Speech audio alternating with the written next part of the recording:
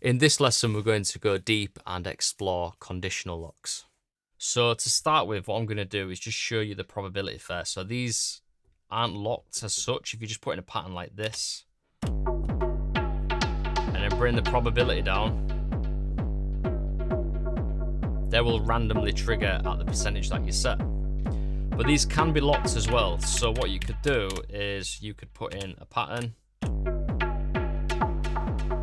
like this, and then maybe some of them you want to increase the pitch maybe.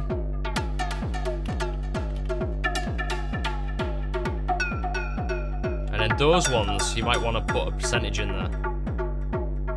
Let's copy that over and just bang them in like this.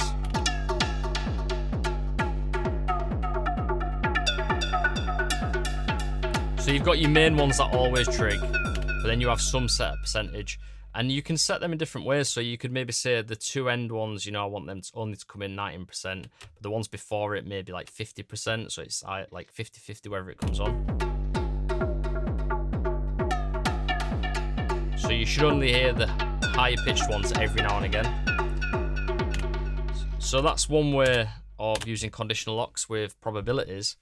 We've also got the fills, which we've already covered, and then we've got these, which at first I used to find quite confusing. So when I looked in the manual, I was like, I really don't understand how this works, can't understand it from reading the manual. But then once I found out exactly how to use them, I was like, these are so powerful. They are ridiculously powerfpowerful.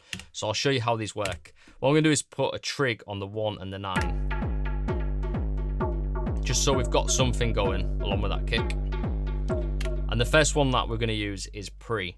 So I'll show you how this works. Maybe at the end here, we want to create a fill. So maybe we might want to go C5,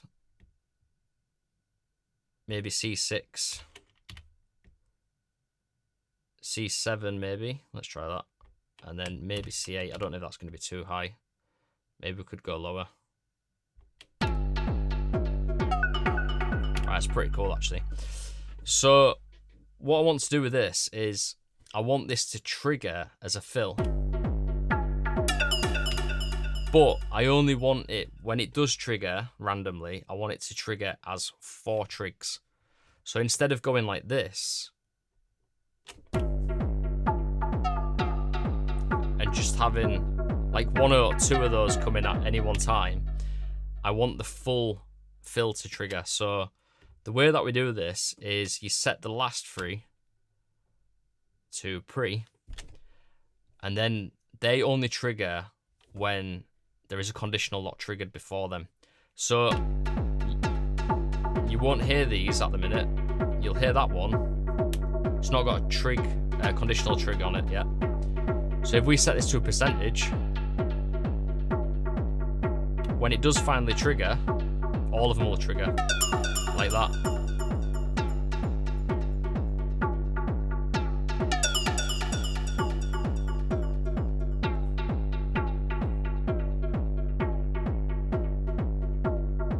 Pretty cool, right? Just waiting for it to go one more time. So you get the full run, and it makes sense as a full run rather than just 1 or 2 of the notes. The other one you can do as well is negative. So just like fill and fill negative, we've got pre and pre negative. So when this one's on, these will sound all of the time until that one is triggered. So it's the opposite way. So they're always going to trigger now until that one's triggered. Let's differentiate that one quite a bit. So what I'm going to do is bring up the overdrive more. I'm going to open up that decay more as well. And that one.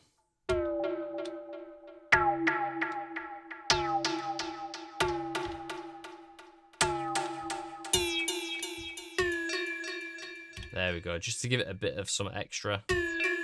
So when it does come in, it's a bit different. Let's try that. There you go, it shuts them ones off.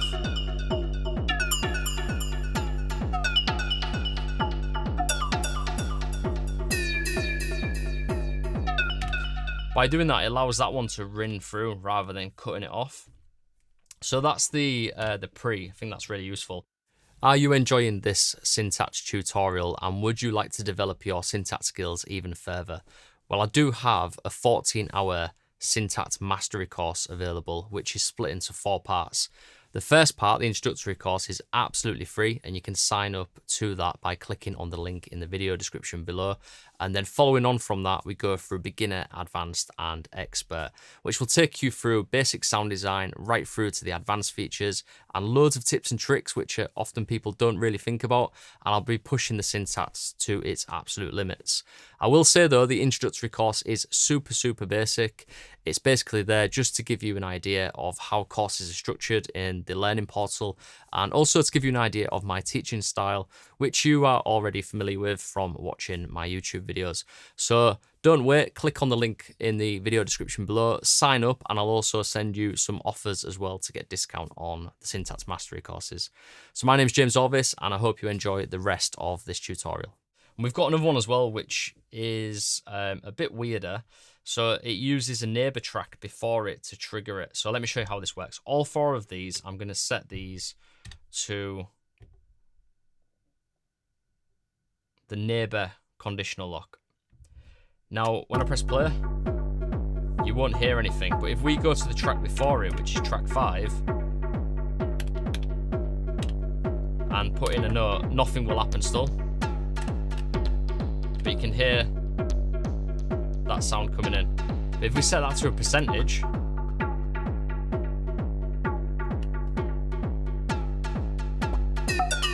when it does finally trigger, it will trigger those 4 trigs on the track next to it. So just think of the complexity of this and how you could achieve something really unique and cool. When we go into the expert course, the final installment of this course series, I'm going to get really techie and deep on sound design and also working the sequence in really weird ways that creates this massive evolving textures and fills and stuff. So what we can do is we can have neighbor tracks affecting other neighbor tracks. So you can experiment with this, and then in the expert course we'll go into it even more deeper. But just think of how that works, right? So when this one is triggered, it triggers the next one, and then you could also have another track that is triggered when that one plays. So then you have this string of fills, and they could be sectioned off along the sequence also. You could have a section around this area which is a fill, and then on page 3 there could be another flourish that might happen every now and again, but it's all randomized. It can get really complex, and I'm looking forward to exploring that in more detail because it's not something that I do often in my own tracks. I'm not that experimental. I make electro and techno, and it's quite straightforward. But I'm looking forward to diving into that more. So I just think it's really cool. Yeah, brilliant. And then if we go to track 6 and we change this to negative now, it's the same as before. So these will always play now until the one on track 5 is initiated. So with this again, let's ramp it up a bit. Make it something that has a bit more going for it. That's cool. Let's go for that. So when that triggers, it's going to shut the other ones off. A bit loud.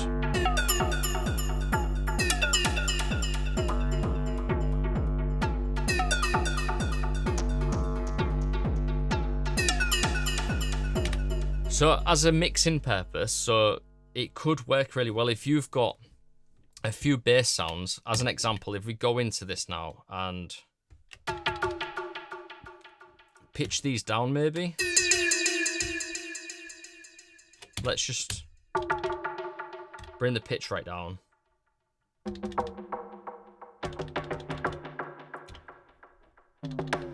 Make it a bit bassier.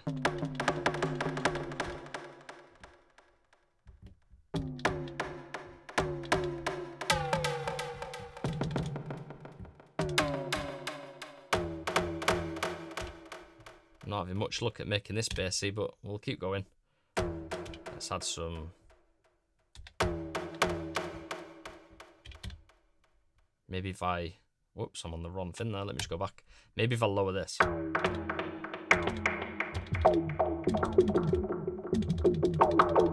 Let's go for that.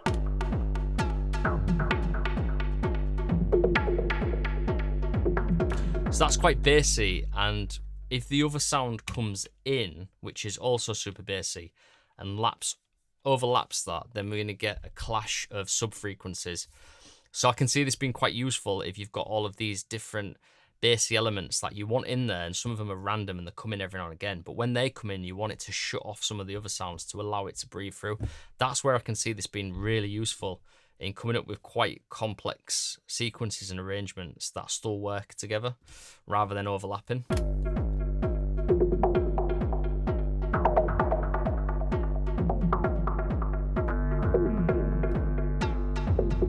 So I don't think that works. Let me go back to 6 and just make sure. Yeah, I took that off by accident, so let me sort that out. Neighbor negative. Right, let's go for that again.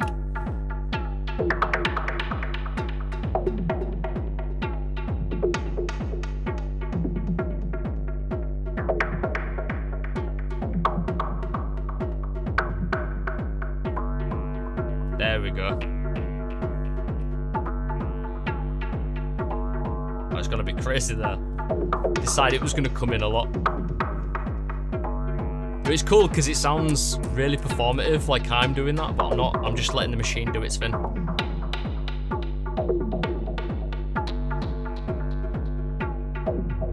Really cool. Yeah, I love that. So we've got that going on.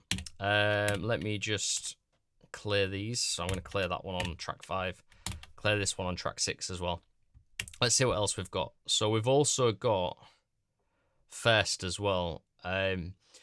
This is useful for me on the Octa track, and it can be useful on this as well. So let's say if we've got a sound like the one on track 5. I think it was track 5, wasn't it? Let me just have a look. I've kind of messed it up now, but let's go into the sound browser and go filter, not lead, bass.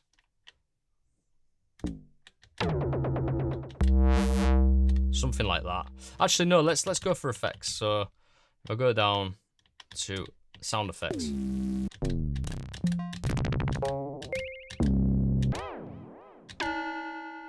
Let's just go for that, right? And then I'm going to load that in, but I'm going to put loads of reverb on it. And there we go, right? So, and then I'm going to go to the reverb, bring that right up.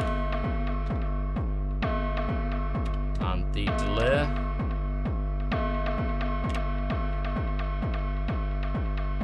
Maybe a bit too much feedback on the delay. Right, so what I'm going to do is I am going to copy this pattern, put it on track 2. Sorry, pattern 2. Go back. Right, yes, yeah, so on number 2, what we're going to do is we are going to add a trig for that sound that we just did. But then I'm going to set it to first. What this means is it is going to trigger the very first time that the pattern is played, and then it's not going to trigger again.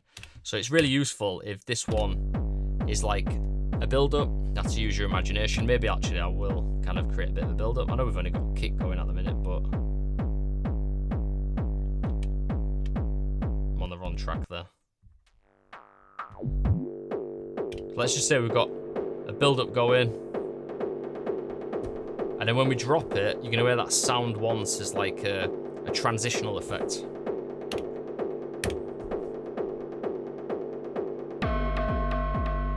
There you go. Only plays once and then never again. We've also got the opposite of that as well, so we've actually got negative. So we can do a first negative, and it's exactly what you think it's going to do. It's going to play every other time apart from the first time. So if we press play now,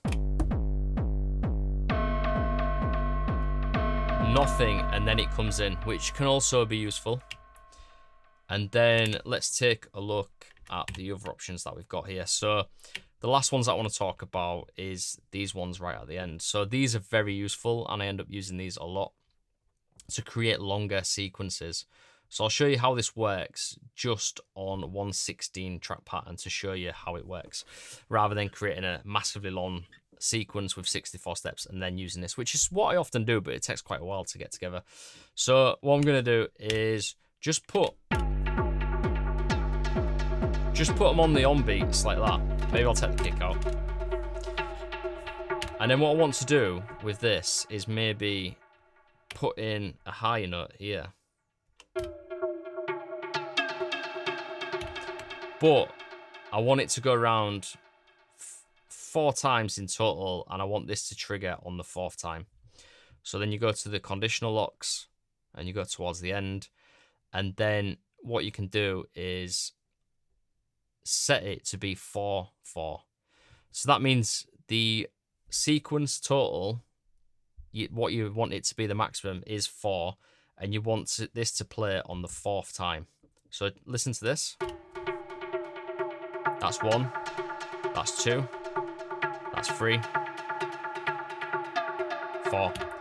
We could change that to be the 2nd time out of 4. So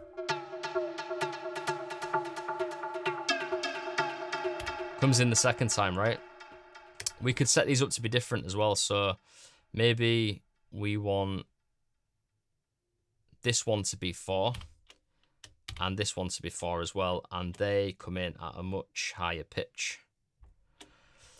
But this one will also come on the 4 as well, even though it says, actually it won't. Sorry, no, it comes on the 2nd. Let me just press play first. So 2nd, then these 2 on the 4th. But what you could do, and I often do this as well, is change this to 2 out of 2. So that's telling it that you've got 2 runs around the sequence, and this comes in on the 2nd time. But it will also come in on the 4th time as well. So you've got 1, 2, and then you've got 1 and 2 again. But when it comes around the 2nd time, it's coming in with these ones. That's the first one. And you could do this throughout the sequence as well. So, I mean, you could even have ones that are like 1 out of 2. You can put them out of 3 as well. So you could do 3 out of 3, and then it's always changing that one. Let's copy that over and put one here and change that to 2 out of 3. You can even go all the way up to 8. So what we'll do is we'll change these to 8 out of 8. So that is like this massive fill that happens right at the end.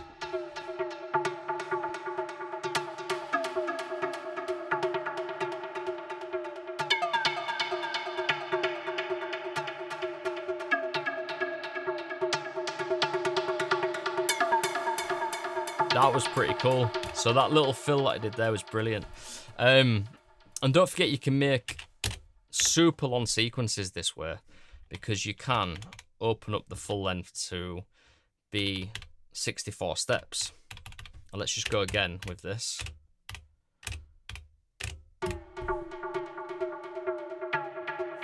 So we've got a really long sequence there already. And then let's just keep it quite simple, so I'm not taking too long with this, but let's change these ones to be... We could do 8 out of 8, but it's going to take way too long for it to get there. So I'm actually just going to keep it simple and do 1 out of 2. Sorry, not 1 out of 2, 2 out of 2.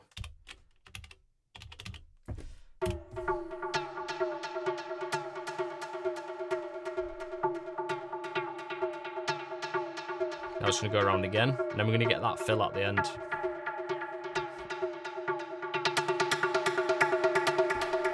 But just think about the power of this. So obviously, if that is 8 out of 8, then you can have this massive fill that happens after, say, 16, 32, 64 bars. You can create these really massive extended sequences, and it's really powerful. I end up using these a lot for many different reasons. So yeah, we've got those as well. That's pretty much it for the conditional locks. Obviously, when you start to combine them together with one another, you can come up with full patterns that are just mental. There's always like something going on and evolving, and you can come up with quite complex sequences using the neighbor conditions and the preconditions, along with fills and also percentages as well.